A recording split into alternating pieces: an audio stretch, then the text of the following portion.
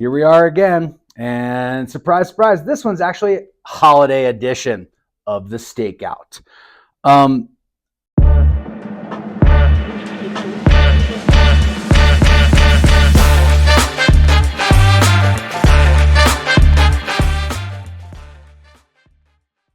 Nonprofits are kind of one of my big jams that I'm privileged to work with. And especially this one, very near and dear and special, because this isn't just like someone I work with. This is a friend of a long time now.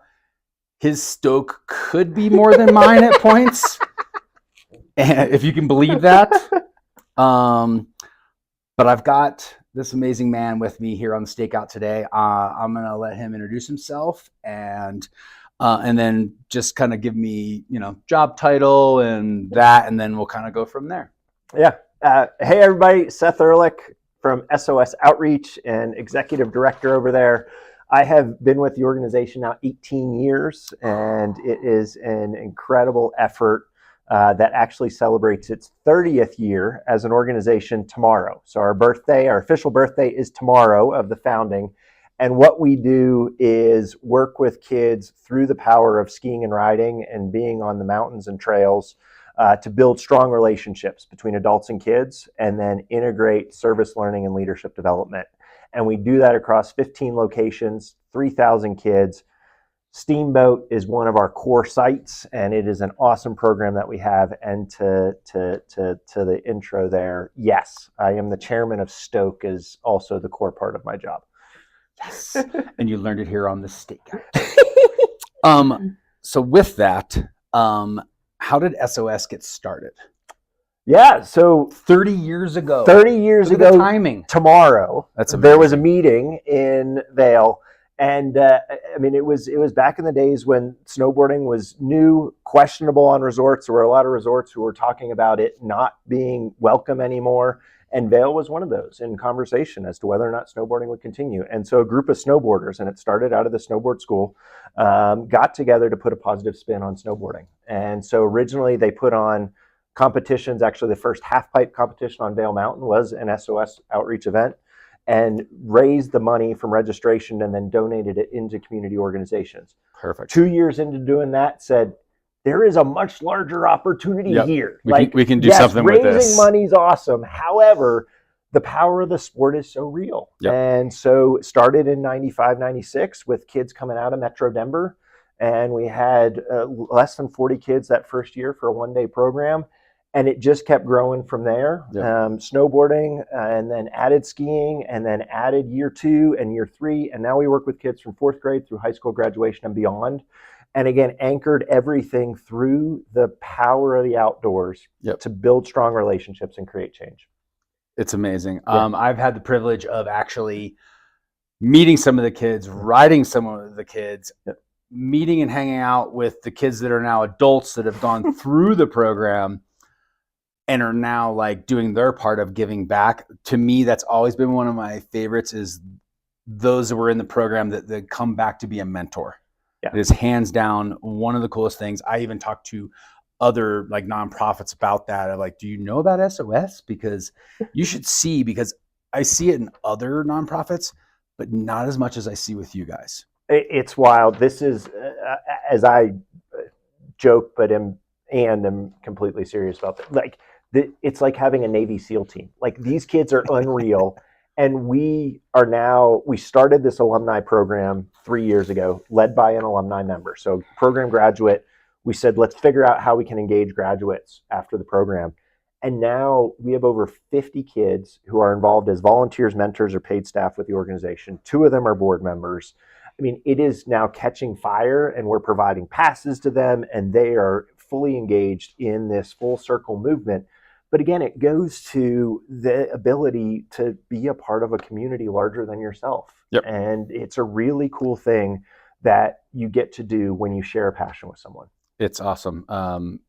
Privileged to go to Silverton last year, and it hit home even more, just because we're hanging out and we're getting ready to go ride again and all that kind of stuff and having a super fun time. And like, oh, well, and there was this like sort of not meek, but meekness to like some of the questions asked. And I'm like, this is all about you guys. Yeah. We're just able to come and have fun with you. You're the awesome people. And they like looked at me and I was like, what you're doing and where you've come from and where you are now and possibly then where you're going down the road is so cool to be a part of. Yeah. And so, you know, privileged to be able to like do something like that and be with a group, not to mention it dumped the entire time. Next question. I did want to talk about, so being from where it started 30 years ago, how many states now? 10 states, Okay.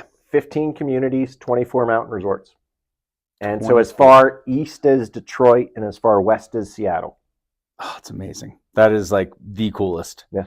Because it's funny, for a long time I was like, are they ever going to grow? And then all of a sudden I start getting the stuff that you guys send me and I was like, oh, we're here, and here. Yeah. And 24 mountains. I mean, like, which again, the same thing, the ski mountains being able to provide help back, you know, what you guys are doing is huge. Yeah. How can people get involved with the program? It's everything.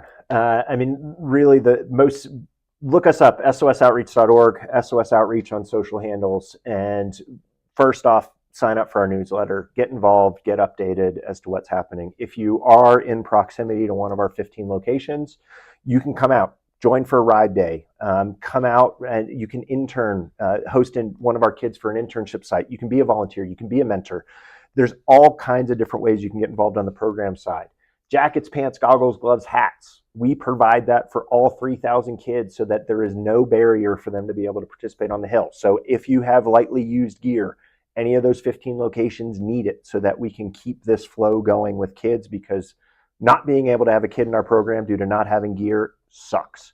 And then finally, cash contributions, whether through your workplace, hosting an event that brings together a community that we do a raffle for, or a direct contribution. I love it. So really what has been the key for this, we are a community.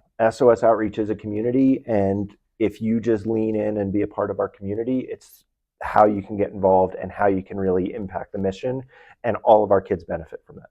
I love it. I love it. I mean, it's crazy because like the meetings we have and, you know, it's like, okay, we're spitballing for next year. And then all of a sudden it was like, well, Evo's doing a wax party. Yeah. And we were like, well, we can do a wax party. That's exactly it. And now we've had 2 of them. Yeah. The coolest thing about a second annual is there's going to be a third. Yeah. So stay tuned. Check it out. Next winter, beginning of the season in Steamboat, 3rd annual wax party. All the money that we take in from donations and that, we wax your skis or board, scrape them for you. No, we do not do edges. Don't even ask. We donate to SOS Outreach.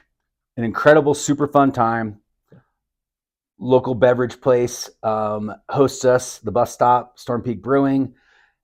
It's incredible. It's sparked other things. Like what else can we pull together to do a fun fundraiser for people, a give back? Not to mention the fact at the beginning of the season, all of a sudden you're like, oh, mountain's opening. Oh, did I even put on storage wax? No. Oh, did I wax at the end of the season? No. We got you covered. And then it goes to the most incredible cause, especially being the youth. Super excited to keep that rolling. Well, you actually already answered the next question, which was how we follow you on social media, because you're like this. So I guess we get into the fun stuff. I love fun stuff. And mind you, some people have rolled in and been like, well, what are the questions? And I'm like, I'm not telling you the questions ahead of time. This is the Stakeout. You got to be prepared. So far, he seems pretty prepared, right? Favorite costume, your go-to? Oh, so Halloween is massive at my house. We're between 800 and 1,000 trick-or-treaters every year. It's the advantage of being in the small neighborhood with short driveways. Yep. So the candy to steps ratio, really good. Yep. So we do a whole graveyard theme, and I have this steampunk that it's awesome. I love it. Nice. Yeah. Perfect. Steampunk. I rock the whole like graveyard attendant. Oh, that's so perfect. I do take a little bit of joy in scaring kids. Along those lines, no lie, because I'm a carny, if you didn't already know this. Haunted house on amusement piers. So we were able to take some of that stuff sometimes and decorate our house. So my dad would always do that. Huge old dead tree with the faces in it and everything. He sat dressed up as a scarecrow in a chair, old school, like fold up chair. And you'd look and like looked like a stuffed scarecrow. Just happened to be with my homie stopping by to drop off candy and then go back out again. And we're looking out the sliding glass window, and I was like, oh, wait, hold on. And this woman walks up with her child, and my dad moves. She technically left her kid. She ran so fast down the street that her kid was running as fast as he could and was not catching up. She just bailed on him and took off. She got so scared. So that you're doing that. We'd be so good. Awesome. Yeah, we're in. Our best. daughter dresses in black at the end, hides in the graveyard in our front yard, and jumps out. Yeah, it's perfect. It's Halloween. Yeah. It's the things you're supposed to do.